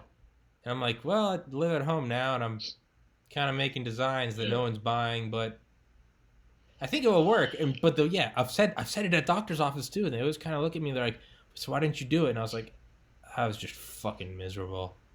So I think I'm just going to pursue what makes me happy. But yeah, you can kind of see it, and sometimes they'll be like, that's cool. Or like, and I sort of see myself in them, and I'm like, holy shit, I'm glad I didn't do this. Well, I always find it funny that, like, Canadians and Americans, I think, are very similar in a lot of ways, right? Especially when it comes to, like, freedom, right? Our obsession with, like, personal freedom. Yeah. But for a fucking fuck off North America, so obsessed with personal freedom, everybody seems to do the exact same fucking thing, right? It's like nobody seems to and almost looks at you like you're a fucking mutant if you talk about, like, doing odd things or like what are you doing? I'm designing weird shit and trying to put it on shirts. And they're like, oh yeah, how's that working out for you? Oh, I live at home. They're like, oh, okay. And it's just kind of like, what? Yeah, but no, I hadn't thought about that. It's very ironic. We're all freedom, liberty, life, pursuit of happiness. Right. And then none of us do. And then you decide you don't want to march down that road, and all of a sudden, you're at the outcast. You're voted off the island. You're like, look at this fucking weirdo. Because I think there's also a lot of, I think we use that. It's like a facade, right? It's like freedom and guns and da-da-da, but a lot of people are really fucking scared. Like, a lot of people are really scared personally, right? They might not show it, but it comes out in different ways. But it's fear. It's all fucking fear-based, and it comes from the media. Like, the fucking media up here is just as bad as it is down there. Like, I live in Toronto, and you would think I lived in a fucking, like, war zone. Yeah. Like, if you watch the news, right? And, like, I think I've heard a gun go off maybe once in the city, right? Like, it was a fucking pistol, but, like, who cares? It's a fucking city. Shit's gonna happen. It's not like this is 1920s New York where we got like 9 gangs running the entire city. Like, it's like, chill the fuck out. There's a couple gangs up north. There's a couple guys who come in from Scarborough to, like, rip off old people, like rich people's cars. It's like, that shit happens. I mean, that's gonna happen when you have poor people with nothing to do. Like, it is. It's definitely, it's fear. Yeah, it is. Because in college, I started to realize there was, like, a creative side to me that I loved, but it wasn't that, like, it's not like I ever looked down on it. It was just like, I can't do that. Well, like, it's because you and I can both fit comfortably into the, like, manly man. You know what I mean? Yeah. Like, you lift. Like I've never been like a big dude, but I'm tall. I grew up in the country. I know how to fire a gun. I drive a stick. Like you know what I mean? Like I check boxes. I have a full head of hair. Like I've got it. But like at the same time, it seems that like we're also faced with this like, oh, white guys have it so well, and it's just like, yeah, not really, but like some of them, you know what I mean? It's some of them, sure. It's like, but no, absolutely have it way too well, but like most of us don't. Most of us are just like fucking hustling and struggling like everybody else. And the world, like, because like, so I mentioned there's lots of money up here. So my older sister, so we both have brothers and sisters that aren't related to each other because of divorce and all that kind of stuff. So her younger sister, who's the same age as me, ended up marrying a guy up here who's actually probably the richest family in this province, like bar none. And not just in the province, also they're huge in California. So big, in fact, that his cousin was put away for murder because he kidnapped his girlfriend and fucking scalped her and then killed her. And like this is the kind of level of entitlement I'm talking about because she didn't want to be with him anymore. Like, and then his uncle crashed a Ferrari FXX. I don't know if you're familiar with that. There's like 5 of them in the world, and just like joyrided it and fucking crashed it up in Laguna Seca. So like, this is the kind of like I have no respect for that kind of I don't think anyone does. I don't think anyone has respect. It's like. And even the guy, it's like he does exactly what his dad does in the same area. So it's like, hey, man, if you'd moved to Alberta and started your own shit, you know, with like under a new guise and just hustled, then I'd be like, fucking all power to you. Like, you took the tools, you took your resources, and you built something somewhere else. Like, but I really don't have much respect for somebody who can't leave their fucking dad's backyard. You know what I mean? And then like everybody around them, it's like, oh, I design houses. Oh, I do like interior design. Yeah, for the fucking houses you already sold. Like, it's like a self-fulfilling prophecy. You're not really doing business. It's like when a writer gets... It's like when a really good writer goes under a ghost name and they still sell 1 million books. And it's like, oh, you're just a balling writer. You're just an amazing writer. You're not sitting on your name. Like, that's cool. Yeah, man, there's definitely some... I think there's a lot of that in pursuing what you love. Is like, I got into med school, but still at the same time, a lot of it feels like... I mean, I worked my fucking ass off, but it's still like I got to go to St. Pius. I got to go to the University of Georgia. Like, you know, a wonderful family, came from a wonderful upbringing. It's like I did that, and I'm very proud of that. But there's something like to create something on your own, like purely from creativity. Like, as much as I want like a handout, I just want to win the lottery. I just want someone to give me $10 million. At the same time, I don't, because it won't be as satisfying. Like, I want it to work, and I want it to just be like, I fucking did that. Like, the difference between like building your own car and buying a car. You still have a car at the end of the day, but I guarantee you that built car is going to feel differently. It's going to mean something differently to you. Yeah, man. I mean, Joe Rogan's had on, you know, 1 million different comedians, but they all, if you go through, I mean, thousands of episodes and years apart, you'll find a common theme, and I always bring it up, and it's the one thing that always sticks out to me, is every once in a while they get on the topic of, like, when did you know you made it? You know, like, and none of them ever say, like, oh, when I got my mansion in the Hollywood Hills, or when I got my Netflix. They all say the same thing. They go, when I could start paying for rent and food with stand-up comedy, and they all talk about, they go... It's like a mystical feeling of like, oh my God, I'm doing what I like. Like Ari Shaffir talks about, that's what pulled him out of like suicide, was like, I started being a working comic, not a comic. He's like working. Every night, fucking out, paying for rent. Like, so like, sure, I could make a design company and be worth oodles and boodles of like money one day, but to me, like, the one thing I dream about is like when I can design and then pay for shit with that. It means have a life. To me, that's like, that's more valuable than $1 billion. Like, I think this is us getting, like, honestly, because you look at the fucking, if you've studied history, if you studied economics, this economic, like, environment that we live in is very new, right? It's only like 30, 40 years old, like this process, not to mention the technology that's only come in the last 20 years is like accelerated it just to like it's just like fucking nitrous oxide in an engine, right? Yeah. Like, yeah, we put it in there, but we don't know how big the shot was. Yeah, and we're just hoping the fucking thing doesn't blow up on us, Yeah. right? Like, that's where we're at right now. Yeah. This is the new Wild West. We're going to be in, like, 2090, and this will be, like, our 20s, fucking 30s. Yeah, we're dude, living it now. roaring 20s. We're about to go into the 20s, man. Why can't it be a roaring 20s again? Like, exactly, except we have this tool now. Exactly. Like, we have the least excuse out of any creative people in history not to go after it. Because it used to be like you had to paint shit and hope you don't get the plague and,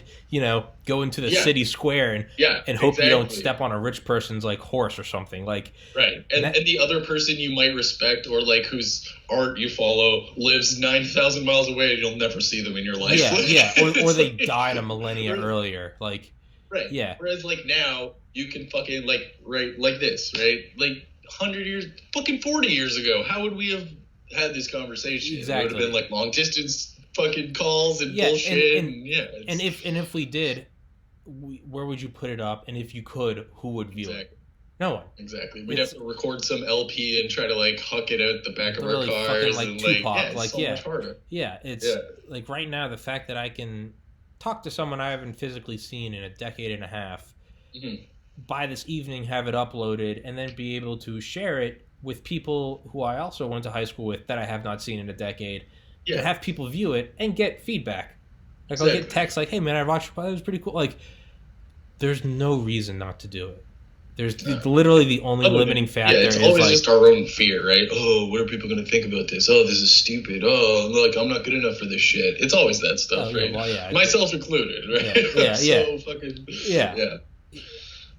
Yeah, man, it definitely is the Wild West. Like, deep fakes are starting. You know, man. I know we have a generation that can't tell the difference between like what's real and fake on Facebook, and now they're fucking hitting you with deep fakes. Like, the most powerful, like, they're done. The most powerful person in the world shit posts on Twitter. I know, right? Like photoshops his face onto a 16-year-old kid. Like, because he's mad he didn't get on the front of a magazine. Dude, like, holy shit. We are in the Wild West. Yeah. Because like that's the thing. You guys, we both, the people running our countries right now are both entitled little rich kids. Yeah. Because we have an entitled little rich kid, and you guys have an entitled little rich kid. I would say, but it's one thing I look at. Like him or hate him, but the one thing I look at is like, this dude got into the highest office in the land by basically talking shit and throwing shade and posting memes.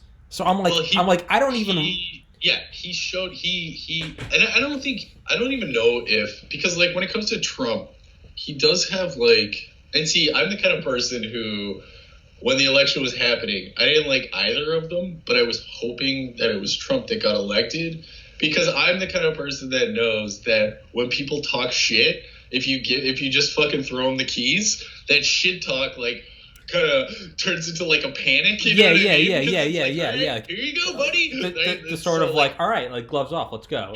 I'd rather just like, instead of talking shit, let's go in the ring, let's see what happens. And it's just like, I haven't followed everything. It's been entertaining, but it's like the shit that people are getting like bent out of shape about. It's like that he's a troll. It's like, none of this bothers me. I don't give a fuck that he's like that. The shit he says, I don't care. No, right? I don't give a fuck. The things I give a fuck about are like national security, shit like that.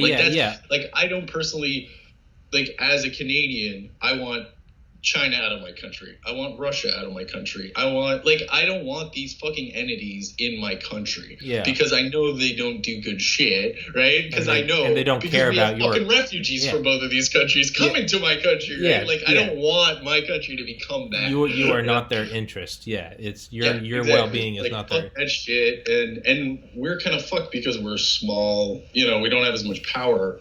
So like it's kind of shitty right now that like Trudeau and Trump don't like each other because like it's opening us up to China. And if you're opening us up to China, you're opening yourselves up to China. Yeah. Right? You don't want them on your fucking front door. Yeah. Well, Canada is. You guys are. You're probably all right though, because the U.S. has such a vested interest. I mean, where was the early warning radar in the Cold War? Yeah, it's all across northern Canada. Yeah. Where's the northernmost United States NSA listening post in the world? Alert Canada. Exactly. Where do we have missile systems? None of it Canada. Even I don't know if you guys know this, but you use us as a proxy to get into other countries all the time. Yeah. Because RCMP, like the Mounties, which is like basically our FBI, have world jurisdiction. I don't know if you're familiar with that, but like RCMP can fucking roll into Dubai and arrest somebody. What the fuck? They have that power because Canada is like, everybody's like, oh, it's Canada. You know what I mean? It's not like an invading force. Yeah. If they're there, they're probably there for their own business or whatever. But we also have like, it's funny because like everyone's like, oh, Canadian military, it's a joke. And honestly, I think the Canadian military would rather be seen as a joke than for what we really are. Because, like, it's just, like, small, specialized units. Like, that's mostly what our military is. Yeah. It's a lot of, like, special forces and shit. I think, like, the Joint Strike Type, we have two that are, like, our basics. But, like, those two guys could, like, Rangers come and train with them. Yeah. Because, like, they know, like, oh, these motherfuckers, like, because they have to train up here. Yeah. They send them up to the fucking Yukon. It's like 6 months. Exactly. See you in 6 months, assholes. Exactly. Like, they don't. Yeah. Well, I mean, even NORAD. Yeah. Our brain of our worldwide sensors is in coordination with Canada. Yeah. It's one of those things where like I feel like in coming from zero military education, I feel like they practice on such like a real level of like they don't care about who's in office or who's doing this. It's about like how many tanks are going to come rolling down. I feel like for that reason, again, this is all just me bullshitting, I feel like America probably just has plans. Well, for all intents and purposes, Canada is America. It's like it's already, it's not. I don't think they would ever do anything militaristic because there's really no point. Like, there's what I mean is like you can. It's better to have peace and trade. I'm saying your well-being is like America is very interested in your well-being because that is our well-being. Well, it goes both ways, right? Like, exactly. We use you to make money, and you use us to make money. Like, it's like we have all the resources, but you have the people. So, like, when we design something, right, like the fucking BlackBerry, like, that shit came from here. We wouldn't have smartphones without that shit. But we had to go to the States to fucking make it a real thing. Yeah. Right? So, it's kind of like, this country is almost like a fucking incubation. You know what I mean? Like, it's, people will come up here, especially now. Tech sector in Toronto is just like skyrocketing because we got tech. We've got a lot of people bringing movies and television. So much more up here now. Like, you're hard fucking pressed to walk around Toronto in the summer and not see a set. Yeah. Like, constant. It's just fucking constant. But that's good. That means I knew, like, when I was living there, I knew like 5 people working on Star Trek, like costume designers, makeup, like whatever. And then they just did their regular jobs, but they fucking made bank. Yeah. Because like they would make more doing that shit, but because it wasn't like a 9 to 5 like daily thing, it was just like whenever the show comes up, they would still have their daily job. Yeah. Like a fucking games store, right? Yeah, It's like super easy, laid back, making like, $15 an hour or whatever, minimum wage, and like just fucking going. Like, it's like it's good opportunity. Yeah. Like, that's why I feel like with the YouTube thing, there's a big hub. Like, there's so many Toronto YouTubers emerging, like getting more popular because there's a huge like film industry here, right? So everybody's got cameras, everybody's got fucking shit. Even my buddy, who was one of the lead singers of one of the other bands I worked for, his dad moved to Toronto from like Morocco in the 70s and ended up making creating a recording studio called First Canada Studio or something like that, and recorded Rush's first album.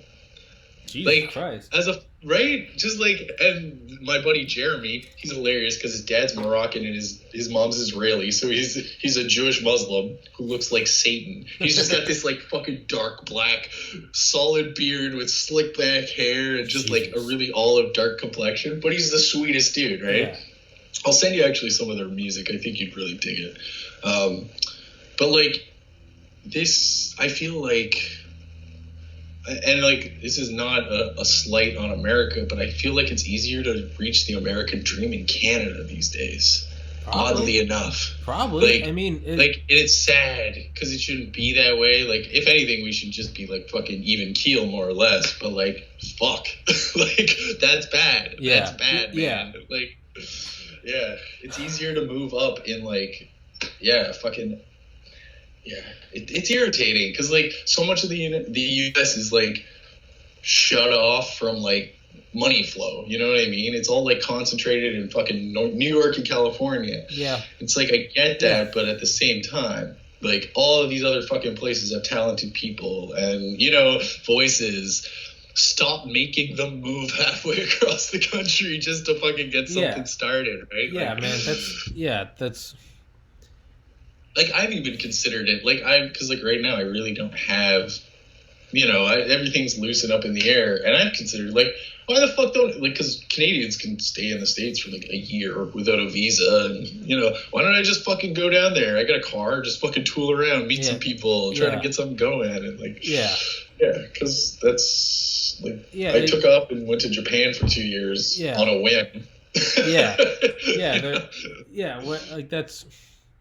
It's one thing I almost don't want to do, when I design shit, I purposely up until I started taking these classes 2 months ago, I never watched a tutorial, I never watched any videos, I never looked up styles, I just did whatever I wanted because I wanted it to be unique. Yep. I feel like if it's such it seems like the thing you do if you want to do entertainment or creativity. It's you got to do Manhattan or Los Angeles. I feel like if everyone's been doing that for so long, by not doing it, you're bound to create something different. Exactly. And what that is, I don't know. No, I actually completely agree with you because it coincides with the technology, right? It intensifies everything. If you've followed YouTube over the last 10 years, how many fucking times have they changed their monetization structures, their algorithm? That shit changes with the fucking winds, right? Yeah.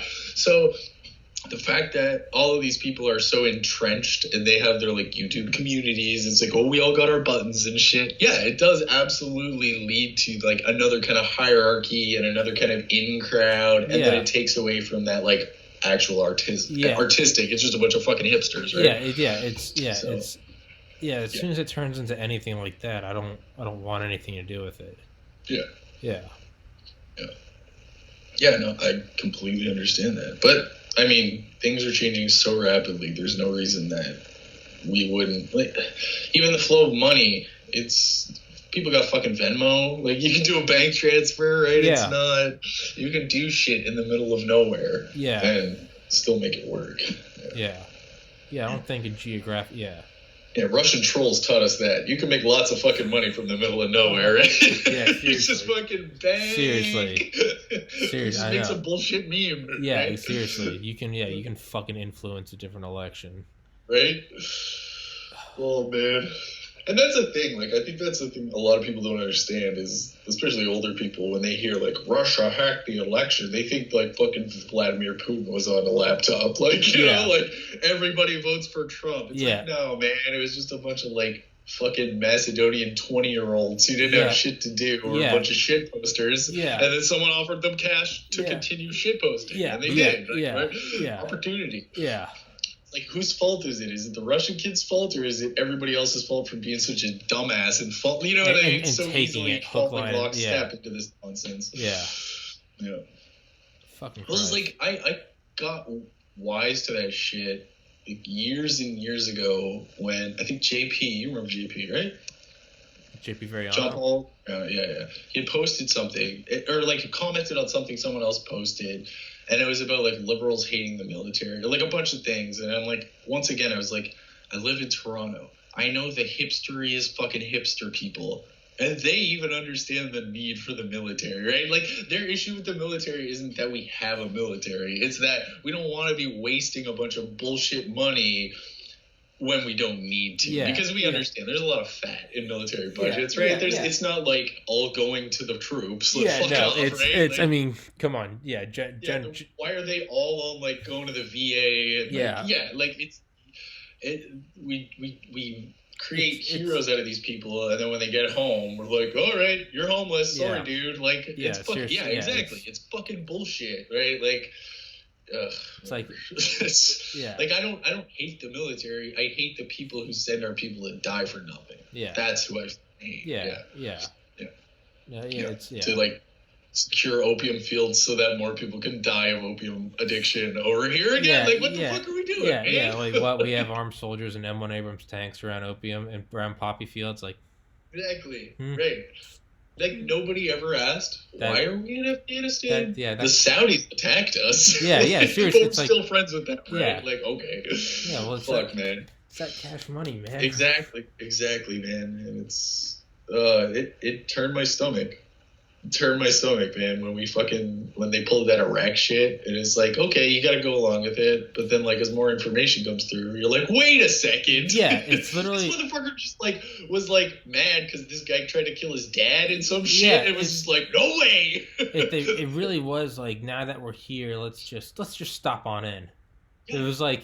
It's like saying, hey, we're not going to the bar, we're going to the grocery store. But then you go to the grocery store and the bar's right next door. You end up going to the bar and it's like, dude, what the fuck? You said we're getting groceries. And the funny thing is the second, like, the fucking week that they figure out how to get a little more juice out of a lithium battery, or they've somehow figured out, like, made a break in battery technology, that whole fucking place is just going to implode.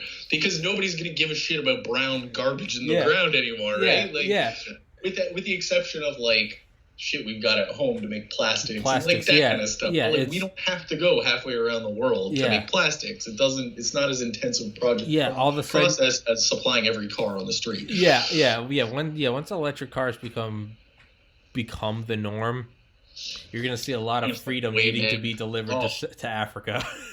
I can't fucking wait till that shit happens, because, like, my ideal is, like, off the grid completely, like, fucking solar panels, fucking water replenishing, like, all that kind of shit, because, like, at the end of the day, it's just like, these motherfuckers just keep jacking up these prices. Like, I'm in the middle of goddamn nowhere with, like, a pretty good house, and fucking power out here is just insane. Like, it's fucking insane. And there's a nuclear reactor, like, I don't know, 15 kilometers, like, north of us. So it's like, there's no fucking excuse. Niagara Falls isn't that far away. We're in the hub of fucking energy making. And they're like, no, that'll be $200 a month, please.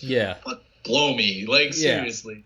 That's always been my problem with Canada as well, is that we outsource so much that it seems like we don't take care of the people here. Like, we have a highway, we have one toll highway in Ontario that goes, like, fucking almost from every major city that you could want. But we don't own it. The fucking conservatives sold it to some European company so that every Canadian who drives on this motherfucker is basically shilling money out of our country. And I'm like, what the fuck? Like, I get privatization and shit, but, like, Canadians are using this, and then we got to use Canadian money to take care of it because our winters are shit. But we don't, like, collect any fucking money off of it. Like, it's the dumbest shit. Yeah. Oh. Yeah. It's like, when it comes to things like, so, like, I believe that utilities and shit should be, like, their own economy, right? Because I understand how economies are broken up.